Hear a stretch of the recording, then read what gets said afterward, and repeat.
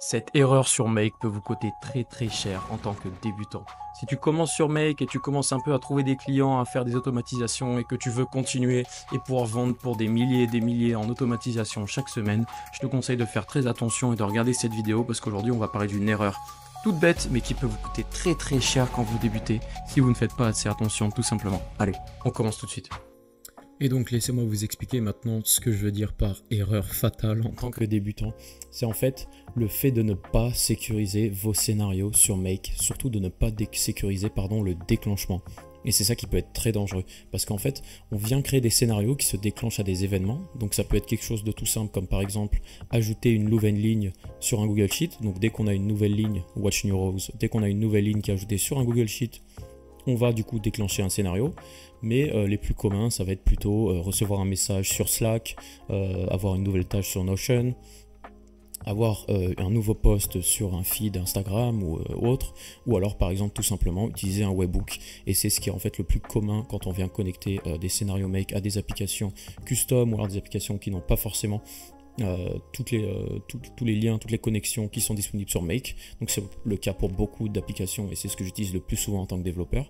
Et en fait les webhooks, c'est vraiment le plus vulnérable, que ce soit pour des personnes mal intentionnées ou des personnes tout simplement maladroites. Parce qu'en fait, si on connecte une automatisation, donc un scénario sur un Google Sheet à chaque nouvelle ligne ajoutée dans ce Google Sheet, et bien en fait ça peut être tout simplement une personne maladroite et non pas mal intentionnée qui va venir ajouter en faisant tout simplement un copier-coller une centaine de lignes d'un coup, et là ça va spammer votre scénario, ça va ruiner vos crédits sur Make, parce que n'oubliez pas que chaque module que vous ajoutez sur Make qui est déclenché consomme des crédits.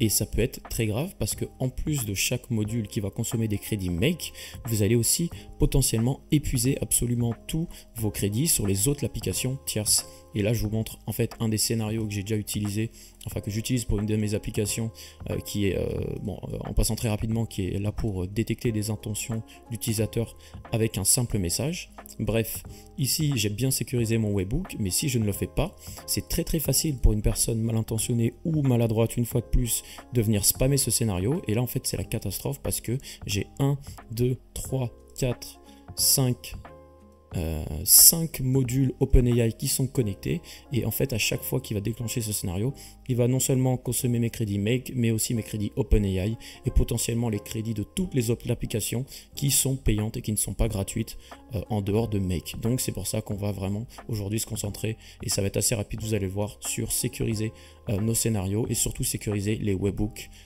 parce que ça c'est le plus vulnérable. Et c'est le plus vulnérable dans le sens où si vous tombez sur une personne mal intentionnée ou tout simplement un petit bip, vous allez pouvoir vous faire exploiter vos scénarios, et ça m'est déjà arrivé personnellement et ça m'a coûté plus d'une vingtaine de dollars. Sur OpenAI, c'est pas grand chose, je sais, mais grâce à ce jour, je ne ferai plus jamais cette erreur. Et en fait, si vous voulez, je vais vous montrer comment on peut faire très rapidement, mais ça s'apparente un peu à une attaque DDoS si vous connaissez, c'est-à-dire qu'on va venir spammer un service ou un lien ou un site ou un URL pour mettre hors service justement ce service, ou alors pouvoir vider votre porte-monnaie, comme je vous l'ai dit, sur Make directement. Et donc en fait, je vais créer tout simplement ici, pour vous le prouver, un petit scénario. Donc vous allez voir, on va le déclencher avec un webhook parce que c'est ce qui est le plus commun quand on vient connecter plusieurs applications ensemble. Et on va du coup créer un nouveau webhook que je vais appeler Not Secured Webhook, que je vais supprimer après ça parce que sinon c'est pas bon. Et en fait un webhook, comme je vous expliquais, c'est un URL qu'on peut venir appeler via une requête API via une autre application, et en fait cette URL que vous avez ici, c'est tout simplement mon webhook. Donc mon webhook en fait il est exploitable, oups pardon, je vais le copier tout simplement, il va être exploitable tout simplement en appelant cette URL, c'est à dire que quand je l'appelle ici ça va être accepted, et vous allez voir que ça va déclencher du coup mon scénario. Donc là en fait ça ne coûte rien parce que je n'ai rien connecté, mais imaginez si j'avais tout ça de connecté, ça m'aurait coûté beaucoup de crédit.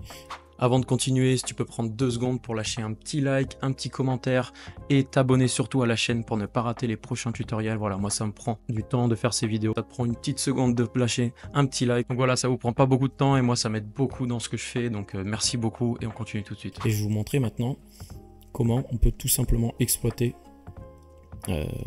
un webhook si on ne le sécurise pas. Donc là je vais créer un webhook d'entrée et un webhook de sortie. je vais activer mon scénario et vous rappeler en fait que j'ai mon URL et je vais vous montrer en accéléré parce que le but c'est pas de vous montrer comment faire des attaques DDoS, pardon, mais je vais vous montrer du coup à quel point c'est facile de créer un tout petit script qui va venir spammer un URL et qui est là du coup pour vider complètement vos crédits. Donc je vous mets ça en accéléré juste pour vous prouver qu'avec un peu de connaissances en tant que développeur, on peut faire ça très facilement. C'est parti.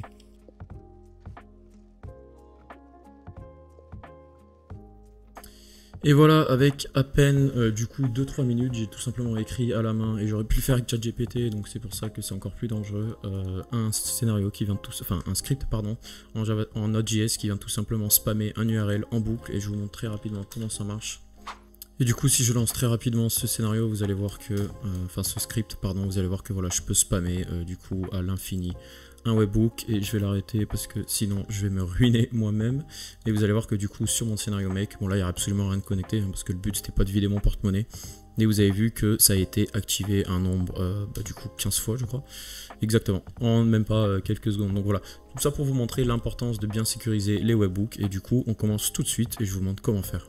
Du coup, pour sécuriser nos webhooks, ce qu'on va faire, c'est qu'on va ajouter une clé d'autorisation dans la tête, le header de la requête. Donc ça peut vous paraître un peu technique, mais il n'y a rien de très compliqué. En fait, ce qui se passe, c'est qu'à chaque nouvelle requête, on va attacher une clé, comme une clé que vous aurez dans la vraie vie, sauf que ça c'est une clé, que cette clé, pardon, c'est un peu comme une clé API que vous avez sur OpenAI par exemple, et en fait c'est une chaîne de caractères qui va être unique. Et si cette chaîne de caractères n'est pas reconnue, ça va être tout simplement non-authorized en fait, donc ça ne va pas passer tout simplement. Donc je vous montre un peu à quoi ça ressemble. On a un webhook tout simple, donc là je l'ai appelé Secure Webhook cette fois, avec un URL une fois de plus. Donc cet URL, je vais pouvoir le mettre dans Postman. Postman en fait c'est juste un outil, donc un logiciel, je vous conseille de l'avoir si vous commencez à faire des automatisations, qui permet de tester des requêtes. Donc par exemple quand on a un nouveau webhook, vous avez vu j'ai l'URL, donc je peux créer une nouvelle requête. Donc ici je mets l'URL et en fait j'aurai body, donc ça c'est le corps, donc ça c'est les données que je vais potentiellement lui envoyer. Mais je n'ai configuré aucune donnée dans mon webhook, donc on n'a pas besoin de body. Et là du coup on a les headers, donc c'est dans cette partie qu'on va pouvoir mettre notre token, donc notre clé qui va nous permettre d'accéder à notre webhook. Donc ce qu'on va faire, c'est qu'on va créer un nouveau webhook ici, et je vais le faire juste en dessous, et après on va mettre un routeur. Donc un routeur en fait ça va être deux chemins différents qui vont être pris par notre automatisation en fonction de si on a la bonne clé ou pas. Donc je vais le refaire avec vous. Hop, on va dans Flow Control, on va dans routeur. On attache un petit routeur ici, et ensuite le routeur on vient cliquer dessus, ça va nous créer deux chemins, et en fait comme vous avez vu au-dessus, on a Authorized et Unauthorized, donc c'est exactement ça qu'on va refaire. Donc en fait on peut cliquer maintenant sur la branche du routeur pour mettre une condition. En fait comme vous l'avez compris, la condition ça va être est-ce qu'on est autorisé ou pas. Donc je vais l'appeler Authorize. Et là maintenant ça va être un peu compliqué entre guillemets, parce que c'est une chaîne en fait de caractères qui est un peu spéciale, donc c'est pour ça en fait que je vais tout simplement vous conseiller d'aller directement dans mes ressources. Et comme d'habitude, absolument toutes les ressources de mes vidéos sont dans ma description, donc vous n'allez pas vous embêter à reproduire ce scénario, vous allez juste aller dans mes ressources. Donc dans la description, il y a un lien qui s'appelle ressources.thomasberton.com. Vous pouvez vous inscrire gratuitement et récupérer toutes les ressources de mes vidéos, c'est-à-dire mes prompts, mes templates sur Make, mes automatisations sur ManyChat, etc., etc., etc. Donc voilà, je vous retrouve là-bas pour récupérer le template et on continue ce tutoriel ensemble, c'est parti. Du coup, maintenant que vous avez récupéré mes ressources, vous allez avoir en fait c'est une chaîne de caractères, hein, c'est tout simplement des fonctions que je vais pas forcément détailler maintenant, on va vraiment très vite passer dessus. En fait c'est get, donc get c'est récupère tout simplement. Map c'est en fait absolument tout ce qu'il y a dans les headers, et donc là les headers c'est comme vous l'avez compris les headers de notre webhook. Donc pour s'assurer que les headers passent à la suite, parce qu'en fait les headers ne sont pas pris en compte dans tous les scénarios par défaut, il faut qu'on retourne sur notre webhook, on fait Advanced Settings, non pardon, on fait Advanced Settings ici, donc là on vient éditer le webhook, on fait Advanced Settings, et là on fait Get Request Header, et là il faut s'assurer que ce soit sur Yes, sinon on ne peut pas récupérer les valeurs qu'il y a dans les headers juste après, et du coup on ne pourra pas vérifier que notre webhook est autorisé, enfin est sécurisé. Donc il faut bien faire ça.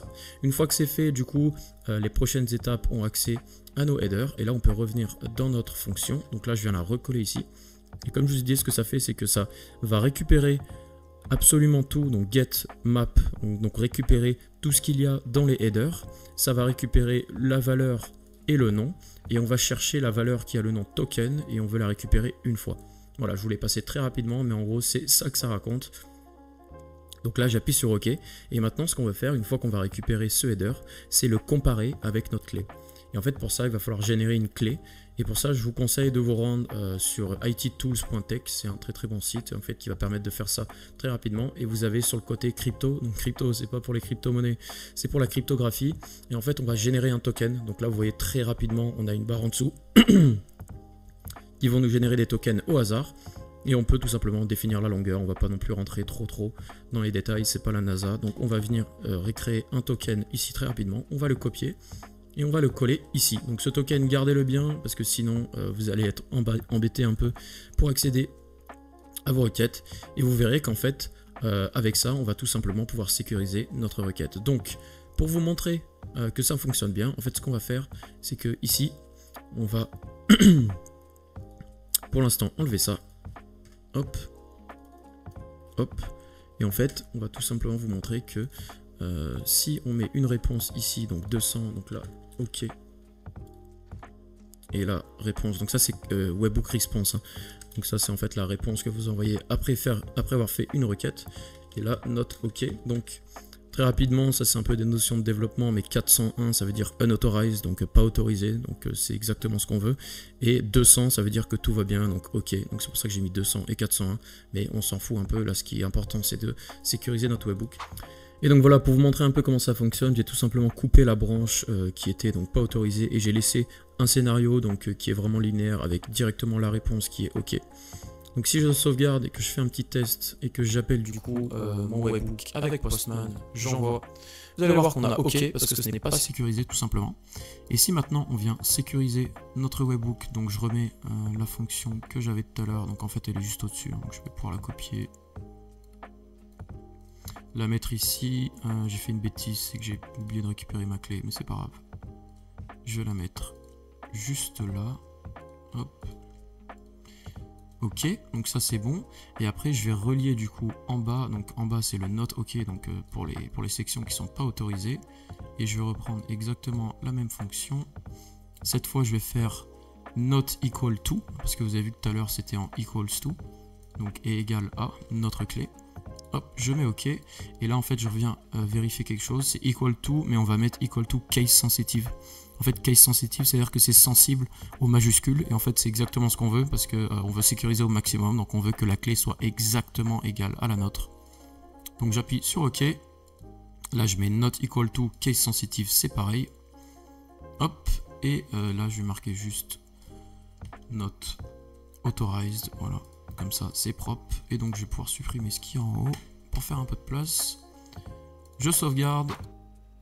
Alors, j'enregistre la fin de cette vidéo, une dernière partie un peu plus tard, parce que j'ai oublié de préciser en fait dans le premier enregistrement, si vous voulez vraiment que votre webhook soit sécurisé à la majuscule près, il faut s'assurer en fait qu'ici on est not equals to et equals to. Et il faut surtout pas sélectionner case insensitive. En fait, je me suis fait avoir, c'est insensitive et non pas sensitive. Donc, je me suis emmêlé les pinceaux. Donc, en fait, du coup, c'est inversé. Mais si vous assurez bien que vous êtes en not equals to et equals to, vous verrez qu'en fait, ici on peut un peu tester. Donc si vous voyez que ici de base c'est un A majuscule, si j'envoie la requête, j'ai un OK. Et si j'enlève uniquement le A, ou pardon, J, que je change le A majuscule en minuscule, vous verrez que ça ne marche pas. Et ça c'est parce qu'on a bien mis equals to et not equals to. Voilà. Voilà, c'est déjà la fin de cette vidéo. Merci beaucoup d'avoir regardé et n'hésitez pas à vous abonner pour ne pas rater les prochains tutoriels. Et en parlant de prochains tutoriels, si vous avez des idées de tutoriels que vous aimeriez bien voir sur cette chaîne, n'hésitez pas à les mettre en commentaire. Je regarde tous les commentaires, je réponds à tous les commentaires autant que je peux. Donc voilà, merci beaucoup une fois de plus d'avoir regardé. C'était Thomas et on se voit à la prochaine. Salut.